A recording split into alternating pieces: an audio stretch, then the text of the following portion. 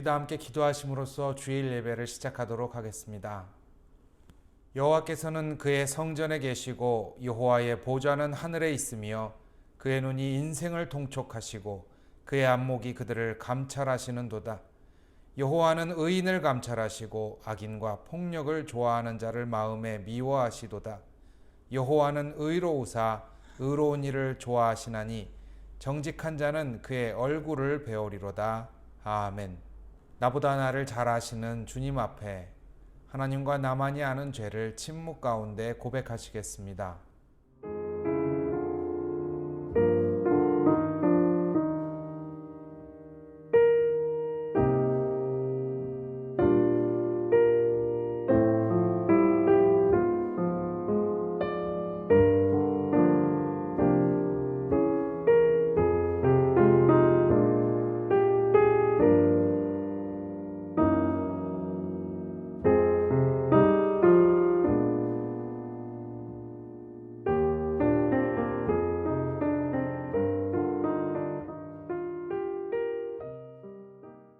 하나님이여, 내 속에 정한 마음을 창조하시고 내 안에 정직한 영을 새롭게 하소서.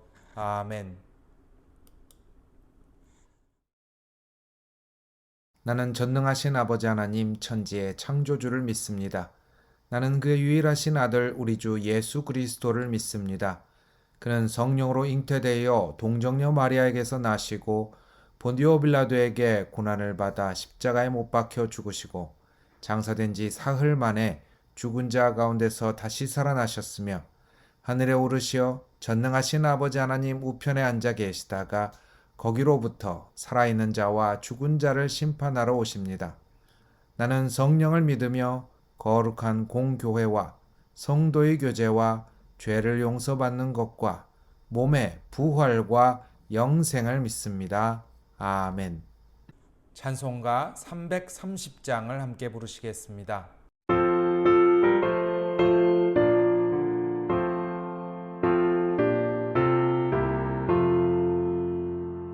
어두운 밤 시들이니 내 집은 지켜서 찬 이슬 맺힐 때에 일찍 일어나 해 녹는 아침부터 힘써서 일하라. 일할 수 없는 밤이 속히 오리라. 어두운 밤 시들이니 내 집은 지켜서 일할 때 일하면서 놀지 말아라. 낮에는 수고하나 쉴 때도 오겠네.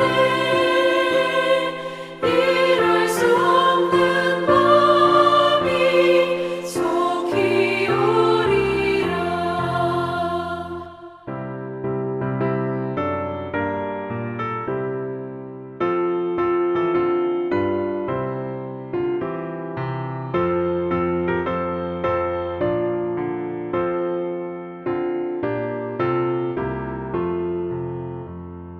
어두운 밤 시들이니 내 집은 지켜서 지는 해 비긴 볕에 힘써 일하고 그 빛이 닿아여서 어둡게 되어도 할 수만 있는 대로 힘써 일하라.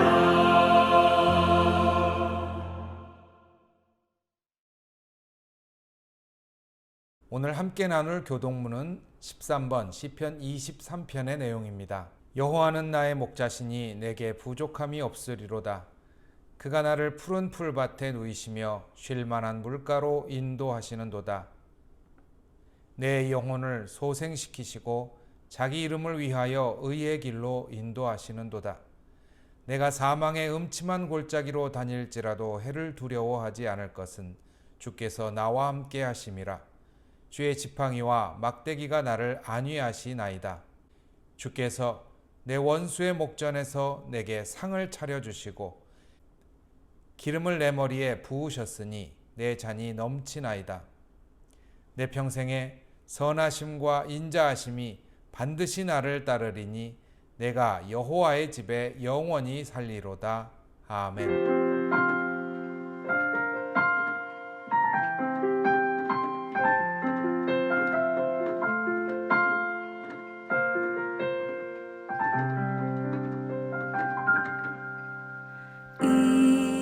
이곳에 생명샘 솟아나 눈물 골짝 지나갈 때에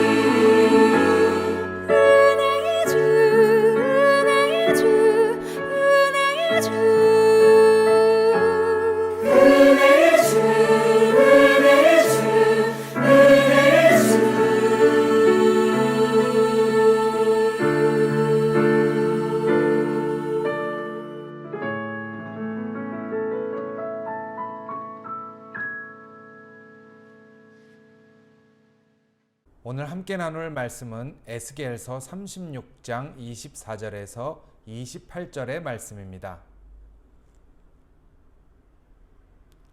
내가 너희를 여러 나라 가운데에서 인도하여 내고 여러 민족 가운데에서 모아 데리고 고국 땅에 들어가서 맑은 물을 너희에게 뿌려서 너희로 정결하게 하되 곧 너희 모든 더러운 것에서와 모든 우상 숭배에서 너희를 정결하게 할 것이며 또 새 영을 너희 속에 두고 새 마음을 너희에게 주되 너희 육신에서 굳은 마음을 제거하고 부드러운 마음을 줄 것이며 또 내 영을 너희 속에 두어 너희로 내 율례를 행하게 하리니 너희가 내 규례를 지켜 행할지라.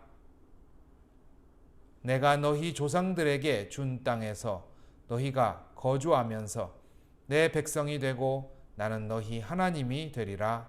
아멘. 사랑하는 강교회 성도 여러분, 어려움 속에서 희망하고 계십니까? 어디 계시든 누구와 계시든 희망을 가장 먼저 이야기하는 사람이 되시기를 바랍니다. 여러분, 넬슨 만델라를 아시지요? 만델라는 아프리카 흑인들을 법적으로 차별하는 아파르트헤이트법을 시행하는 남아프리카 공화국에서 인종차별을 반대하다가 1969년부터 무려 27년 동안 감옥살이를 했습니다. 오래된 감옥살이 동안에 그의 딸은 자라나서 엄마가 되었습니다. 만델라의 부족에서는 손녀의 이름을 할아버지가 지어주는 전통이 있었는데요. 만델라는 면회를 온 손녀에게 이름을 지어줬습니다. 그 이름은 희망이라는 이름입니다. 부족어로 자지웨라는 이름을 가지게 되었는데요. 근데 사람들이 이렇게 물어봤어요. 왜 손녀에게 지금 감옥살이하는 당신이 희망이라는 이름을 지어줬느냐? 그러자 만델라는 이렇게 이야기합니다. 감옥에서 저는 제가 사랑하는 이들과 장소와 떨어져 살아야 합니다. 그런데 저와 잠시도 떨어지지 않은 것이 하나 있습니다. 바로 그것이 희망입니다. 저희 손녀는 인종차별이 없는 남아공에서의 새로운 삶을 시작하는 첫 세대가 될 것입니다. 실제로 손녀가 13살이 되던 해에 만델라는 감옥에서 나와서 남아공의 첫 번째 흑인 대통령이 됩니다. 제가 남아공에 있었을 때 대통령이 만델라였어요. 근데 사람들이 만델라를 만델라라고 부르지 않고 마디바라고 부르면서 존경했습니다. 이 마디바가 무슨 뜻이냐면 큰 어른, 큰아버지라는 뜻입니다. 그 사람이 가지고 있던 희망이 모든 사람이 새로운 세상을 살게 되는 시작이 된 것이죠. 그래서 마디바, 아버지라고 부르는 것입니다. 은강교회 성도 여러분, 우리가 하나님을 믿는 신앙인이라는 것은 유한한 우리 인간이 현실을 넘어서 하나님이 창조하신 세상의 근본 원리인 생명을 희망할 줄 알게 되었다는 것을 포함합니다. 코로나 같은 죽음의 공포가 아니라 생명과 희망이 우리를 오늘 살아있게 만든다라는 것을 이야기할 수 있는 사람이라는 뜻이죠. 어디에서건 여러분들 첫 번째로 희망하는 사람이 되시기를 간절히 바랍니다. 오늘 제가 함께 나누고자 하는 말씀, 이 말씀에도 희망의 사람이 등장합니다. 바로 이 사람의 이름은 에스겔입니다. 에스겔 선지자는 사제 출신입니다. 어떻게 보면은 본인이 사회적으로 굉장히 존경받으면서 살 수 있었는데요. 그만 자신의 삶에 그 생전에 나라가 망해버리고 바벨론 제국으로 사람들이 모두 끌려가게 됩니다. 이때가 바로 기원전 6세기입니다. 나라가 망하고 어려운 상황 속에서 에스겔 선지자가 하는 일은 사람들을 격려하는 일이었습니다. 에스겔 선지자의 실제 이름의 뜻이 하나님이 강하게 하신다라는 뜻인 것도 그 맥락에서 이해하시면 됩니다. 에스겔은 포로로 끌려간 바벨론에서 강가에서 하나님의 부르심을 받았습니다. 그런데 하나님의 부르심을 받은 에스겔이 임무를 받았는데요. 거기서 받은 임무가 뭐냐면 거기 바벨론 제국에서 계속해서 머물면서 포로 생활 속에서 절망감에 짓눌려 있는 사람들에게 하나님이 살아계심을 희망으로 말하고 신앙적인 위기를 극복하도록 격려하는 것이 그의 임무였습니다. 어떻게 보면은 사람들이 그곳에 처음 끌려갔을 때 끊임없이 자신의 삶에서 탈출하고 싶어하고 바벨론을 탈출해서 다시 돌아오려는 사람들이 많았는데요. 대부분 죽임을 당하거나 실패했습니다. 옆에서 사람들이 그 광경을 보면서 공포에 떨고 절망했죠. 남아있는 사람들은 또 그곳에 빠르게 적응하고 세태에 적응하면서 살아야 된다는 사람들도 있었습니다. 그런데 그 바벨론 제국을 탈출해서 살려는 사람이나 아니면 거기에 빠르게 적응해서 살려는 사람이나 공통적인 게 하나 있었는데요. 바로 그것이 내가 지금 포로로 끌려왔으니 내 인생이 완전히 무너졌다라는 것입니다. 어떻게 보면은 외적인 조건들보다 내적인 힘이 먼저 무너졌던 것이죠. 아이러니하게도 그들이 포로로 끌려갔던 나라 바벨론 제국은 실제 가보니까 당시 세계 최고 수준의 엄청난 힘과 부유함을 가진 제국이었습니다. 그곳에서 비록 노예로 살아가지만 새로 태어난 아이들은 신기한 현상이 생겨났는데요. 그게 뭐냐면 바벨론의 문화를 받아들이면서 이곳의 물질적인 풍요와 제국의 힘을 동경하게 된 것이죠.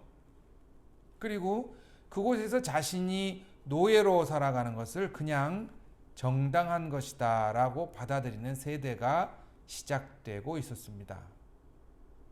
게다가 또 어려움이 하나 있었는데요. 지금 우리처럼 예배하는 장소인 성전이 파괴되어 버렸습니다. 그리고 그 성전에서 예배하는 신앙적인 기반이 없어지자 자연스럽게 사람들은 이제 세상에 하나님이 없다라고 말하기 시작했습니다. 이 속에서 과연 무엇을 어떻게 희망하면서 살 수 있었겠습니까? 바로 그 시대에 절망이 습관처럼 몰려오는 시대에 에스겔은 하나님을 말하는 것으로 희망의 열쇠를 엽니다. 어떻게 하나님이 그리고 어떻게 희망이 우리의 삶을 열어갈 수 있을까요? 희망의 방법으로 에스겔은 세 가지를 얘기합니다. 우리가 희망하기 위해서 세 가지를 해야 되는데 하나는 정결함, 두 번째는 부드러운 마음, 세 번째는 새 영이라는 단어를 제시합니다. 먼저 정결함은요, 내가 뿌리 깊게 잠겨있던 것들로부터 돌아서는 것을 의미합니다. 분리를 말하는 것이죠. 당시 사람들도 그렇고 우리도 그렇고 사실 아무런 내 삶에 아무 변화가 없을 것이라고 생각하는 습관이 우리를 절망에 이르게 합니다. 절망의 습관이라는 것이 우리에게 절망적인 미래를 가져온다는 것은 당연한 것이죠. 근데 문제는 말이죠. 당시도 그렇고 지금도 그렇고 절망하는 습관을 갖게 됐을 때 우리는 절망적인 미래를 가지게 되는데 그것을 어느 틈엔가 우리는 자연스럽고 당연한 것이라고 합리화하기 시작합니다. 내가 지금까지 그냥 살던 대로 살면 내 삶은 절망할 것인데 그냥 어쩔 수 없는 것이다 라고 생각하기 시작하는 것이죠. 여러분도 아시고 저도 아는 이야기지만 신기하게도 절망은요 늘 희망보다 굉장히 합리적인 계산을 통해서 나옵니다. 우리가 될 건지 안 될 건지 여건을 계산하고 또 가능한지 불가능한지 계산하는 많은 전문가들도 있고 여러분도 있죠. 근데 신기한 것은 사람들은 자기가 갖고 있는 지식을 기꺼이 절망하는 데 사용합니다. 내가 생각해 보니까 안 되더라. 내가 경험해 봤는데 안 되더라. 자기가 희망해야 되는 이유를 합리적으로 계산해내는 사람을 만나기는 정말 힘듭니다. 왜냐하면 대부분 희망하는 사람들은 합리적인 계산을 통해서 희망하기보다는 자신이 결단하면서 희망하게 되거든요. 그래서 에스겔은 정결함을 이야기합니다. 하나님이 우리에게 주시는 분리하는 마음이죠. 이제까지 걸어온 내 걸음에서 이제는 분리하는 것. 이 결단은 행동하려는 움직임 속에서 나옵니다. 여러분, 예수님은 사실 당시 기준으로 보면요, 매우 모자라고 절망적인 환경 속에서 태어나고 자라지 않았습니까? 그런데 예수님의 삶은 그 불가능 속에서 하나님의 말씀을 삶으로 이끌어냅니다. 어떻게 이끌어낼까요? 예수님 보시면 자신의 환경을 계산해서 움직이지 않아요. 그냥 즉각적으로 행동합니다. 오히려 당시의 지식인들은 하나님의 말씀을 잘 알고 있었어요. 그런데 이 사람들은 사람들을 절망에 빠뜨리는 많은 결론을 이야기하고 있죠. 그래서 희망하는 습관으로 일단 돌아서는 행동, 즉 정결함을 이야기하고 있는 것입니다. 그런데 무조건 발빠르게 몸이 움직여서 행동만 한다고 다 희망한다고 이야기하진 않습니다. 왜냐하면 생각 없이 막 사는 사람도 있거든요. 그래서 둘째로 제시한 희망하는 방법, 바로 이것은 부드러운 마음입니다. 부드러운 마음이란 게 뭔가 하고 살펴보니까 오늘 말씀에선 하나님의 말씀을 듣는 것에서 시작하는데요. 자기가 행동하지만 자기가 생각하는 방법만 있는 것이 아니라는 것입니다. 하나님의 말씀을 묵상하고 역사와 사회 속에서 내가 있는 곳에서 하나님이 주시는 평화와 생명, 사랑 같은 가치들을 어떻게 실현할 것인지를 고민하는데, 많은 사람들이 사실은 자기가 갖고 있는 기준이 있거든요. 자기가 생각하기에 이게 옳은 게 있어요. 근데 그것만 가지고 행동하는 걸로는 희망하기 어렵습니다. 그 안에서 갇혀서 뱅뱅뱅뱅 돌기 때문이죠. 이때 나타나는 것이 바로 배우고 듣는 자세입니다. 듣는다는 건 나 혼자 할 수 없는 행위죠. 하나님이 나에게 말씀하셔야 들을 수 있고, 내 주변에 있는 사람들이 또 나에게 말을 해줘야 들을 수 있죠. 비록 그 이야기가 부정적인 이야기라 할지라도 듣는 가운데 희망하는 사람, 그 사람이 자신의 방향을 계속해서 수정해낼 수 있습니다. 셋째로 우리가 희망하는 방법으로는 새로운 영을 오늘 말씀은 이야기하고 있습니다. 이 단어는 루아흐라고 불리는 하나님의 영을 말합니다. 하나님의 영은 먼지같이 작고 약한 존재인 우리를 통해 하나님의 나라를 이루어 가시는 근본적인 힘입니다. 사실 우리가 갖고 있는 생각, 아까 절망이 굉장히 합리적으로 다가오고 습관처럼 다가온다고 말씀드렸죠. 사실 우리가 갖고 있는 사고의 힘이 거기까지인 경우가 많습니다. 그런데 그 너머에 하나님이 새로운 생각으로 일하시기 때문에 우리는 그 너머를 바라볼 수 있죠. 여러분이 읽으신 말씀 바로 뒷장에 에스겔서 37장에는 골짜기에 가득한 사람들의 뼈가 나오는 장면이 있습니다.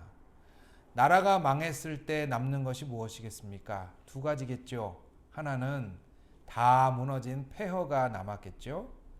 두 번째 남는 것은 전쟁에서 패배했잖아요. 그러니까 전쟁에서 죽은 사람들의 뼈가 가득 쌓여 있을 것입니다. 바로 이 장면을 보여줍니다. 패배의 극치죠. 그런데 하나님은 에스겔에게 이 뼈들이 살이 돋고 사람으로 변하는 환상을 보여주십니다. 어떻게 보면은 잘 될 거야, 이 뼈가 살아날 거야 라는 희망을 보여주시는데요. 그런데 이것으로 끝나지 않습니다. 이 사람들이 하나님의 영이 들어가자 에스겔서 37장은 살아있는 군사들이 되었다라고 얘기합니다. 살아있는 군사, 이 군사라는 것이 뭘까요? 목적이 있는 사람들이에요. 그냥 모여있는 사람들이 아니라 목적이 있는 사람들이에요. 곰곰이 생각해 보면요, 군사는 어디에서 가장 쓸모가 있습니까? 전쟁터죠. 전쟁터는 제일 인간이 무서워하는 참혹한 자리입니다.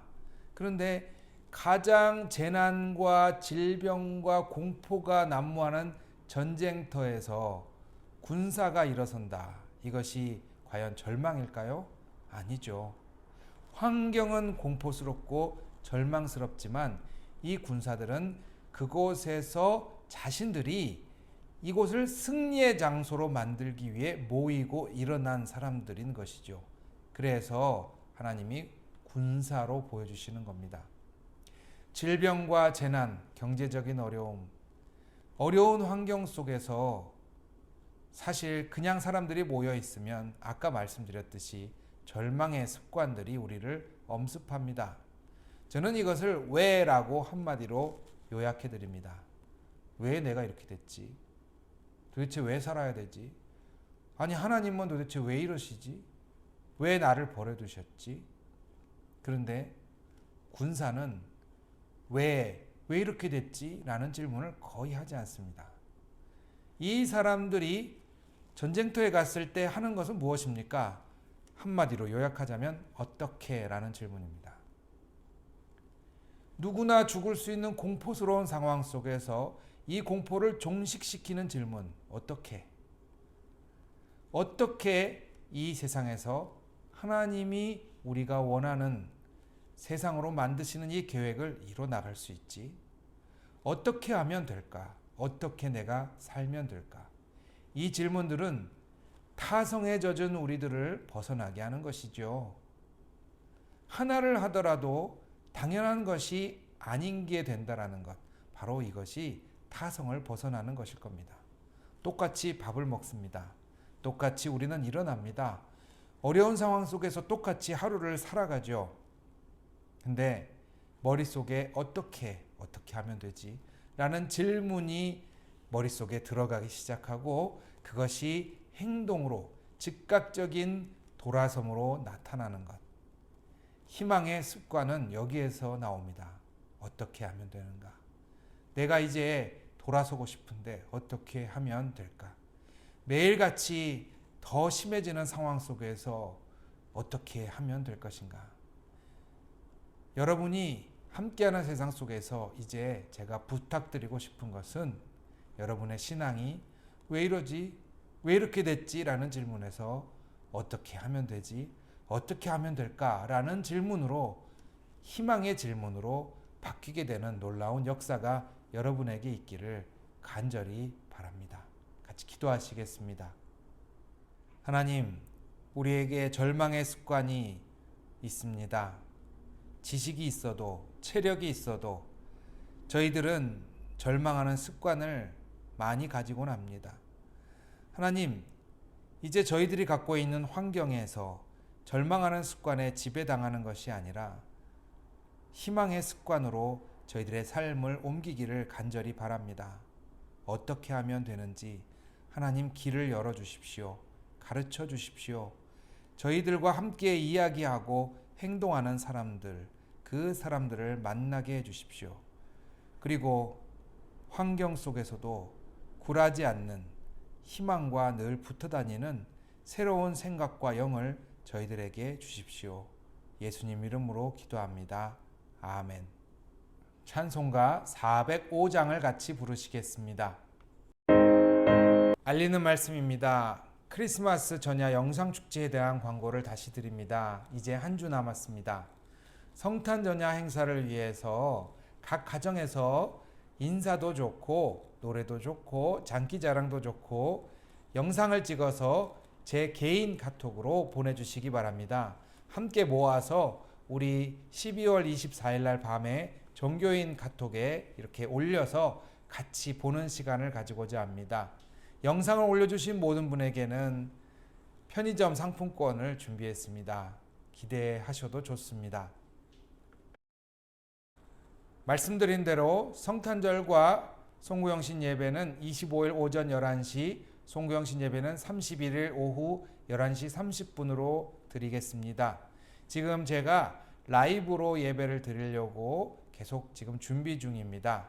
우리 라이브로 준비가 되면 함께 얼굴 보고 이야기하고 함께 얼굴 보고 예배 드릴 수 있을 것으로 예상됩니다. 많이 기도해 주십시오.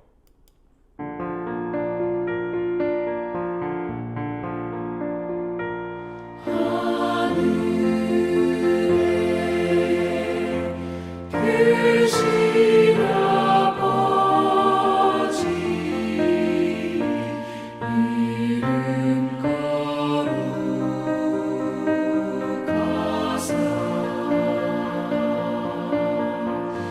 주님 나라 일하시고 뜻이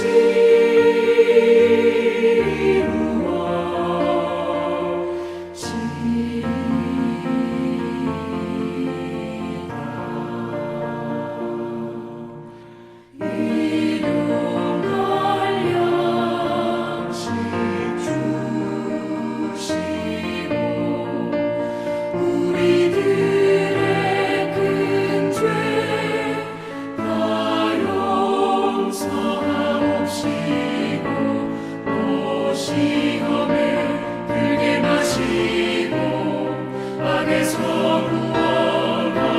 구원하소서.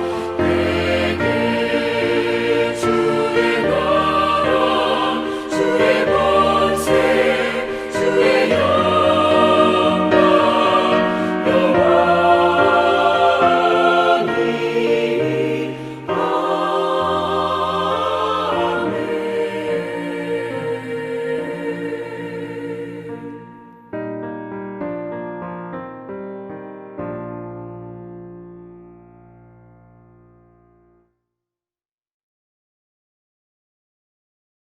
지금은 우리 주 예수 그리스도의 은혜와 하나님의 사랑과 성령의 역사가 각지에 희망의 꽃씨처럼 뿌려진 우리 예배자들과 함께 하시기를, 그리고 그 희망을 받아 안고 살아가는 모든 이웃들과 함께 하시기를 주님의 이름으로 축원합니다.